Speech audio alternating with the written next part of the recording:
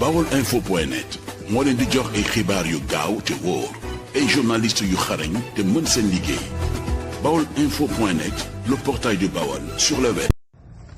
jërë ngeen jëf mbokk yi ñoo ngi leen di nuyu yéen ñi nga xam ne yéen a ngi ci baolinfo.net mbokk yi nag tey dañoo bëgg a ñëw wax ci li nga xamante ni tey moom moo jëm ci ñaari fecckat Wally Seck yi nga xam ne moom mooy Amady Badiane ak ki ñuy wax Ameth Thiou ñoom ñaar nag xam ngeen ne fan yi ñu génn bi Wally Seck yi tëgg ñoom ñaar dañoo fecc ba ne saay daal di fóonante mu nekk loo xamante ni Sénégalais yi daal nañu koy naqarlu ba am ñu jóg porte leen plainte ba nag tey jii si àjjuma ji sax janoon nañu ak procureur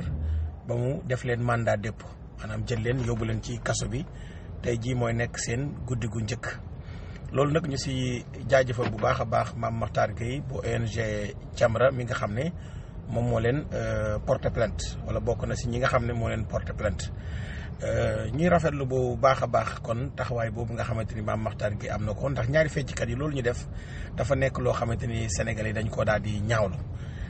ki nga xam ne sax mooy Wally Seck jot nañu ko déglu ndax Wally tamit liñ koy tudd jëm ci wàllum góor jigéen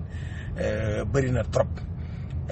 leneen loo xamante ni nag bëgg nañ ko see wax muy wàllum góor jigéen ci Sénégal liñ ko fiy tudd dafa nekk loo xam ne dafa bëri ñaar ñi nga xamante ni nag jël nañ leen mandat leen dépôt warul tax ñu jàpp ne état bi ma ngi xeex à 100% lépp lu jëm ci wàllum góor jigéen ndax dafa am loo xam ne il faut ñu koy fàttali sénégalais yi ndax dafa am benn bindkat boo xam ne dafay faral di wax ne sénégalais yi wala ñenn ci sénégalais yi dañoo gaaw a fàtte ndax dafa am loo xam ne dafa am solo ndax tey jii rek gis nañ paraxee vote en urgence gi nga xamante ni tey def nañ ko ñaari projet de loi yoo xam ne dafa jëm ci wàllum terrorisme gaawantu googu ñu gaawantu ba voté ko assemblée nationale tamit ndax ñi ko voté muy gouvernement bu Sénégal ñi ko votélu ñoom dañoo jàpp ne loi yooyu dafa baax ci réew mi waaye tamit ñu fàttali gouvernement bi ne leen dafa am tamit ay proposition ak ay càkkutéef yoo xam ne waa réew mi dañ koo sàkku muy criminaliser wàllum góor jigéen ndax xam ngeen ne dafa am ñu si def benn pétition boobu nag Sénégal ñoo ko signé mën nañu ne Sénégal yëpp a ko signé ndax ñi nga xam ne ñoo yilif Sénégalais yi ñoom ñoo signé pétition boobu sàkk ñu criminaliser wàllum góor jigéen ci Sénégal te ba boobu ba léegi nii gisuñu état bu Sénégal wax ci lenn lu leer su ngeen déggee ma ne Sénégalais yëpp ñoo ko signé ak ñi yilif Sénégalais yi li tax mu wax loolu ñi yilif Sénégalais yi ñoo ko signé ndax xam ngeen ne xalif général des Tidianes dafa bokk si ñi signé pétition boobu di sàkku ñu daal di criminaliser wàllum góor jigéen xalif général des Mourides Serigne Mountakha Mbacké Bassirou signé ko ba pare jël kayit bi joxe ko ñu tasaare ko ci internet bi moom te mu signé bëgg ñu criminaliser wàllum góor jigéen église bi tamit kasaali ko noonu kilifa dina yëpp dañoo sàkku ñu criminaliser wàllum góor jigéen kon loolu moo tax ma ne sénégalais ñoo ko sàkku noonu ko kilifa dina yi sàkkoo nag état bi daf ci war a xar tànk tuwayam góorgóorlu si def ci fulla def ci fayda comme ni mu gaawalee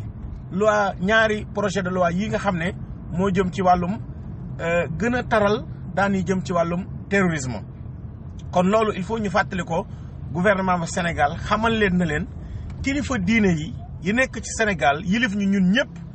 ñoom dañoo sàkku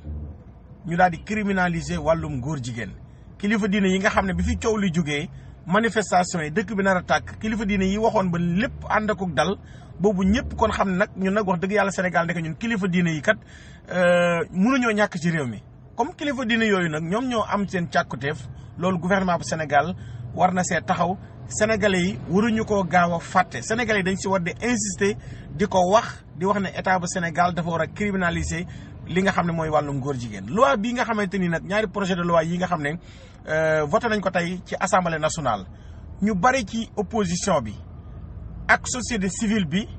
dañoo jàpp ne ay loi la yoo xam ne day xeex ak yelleefu doomu aadama ak naxasal li nga xam ne mooy suñu démocratie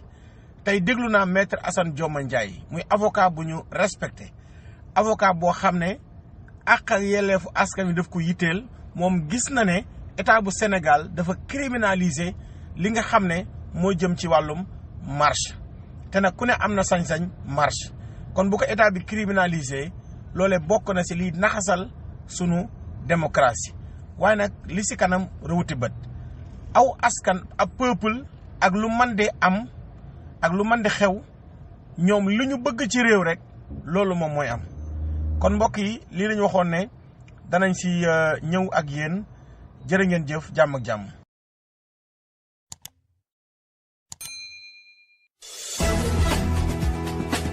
Baolinfo.net moo leen di jox ay xibaar yu gaaw te wóor ay journaliste yu xarañ te mën seen liggéey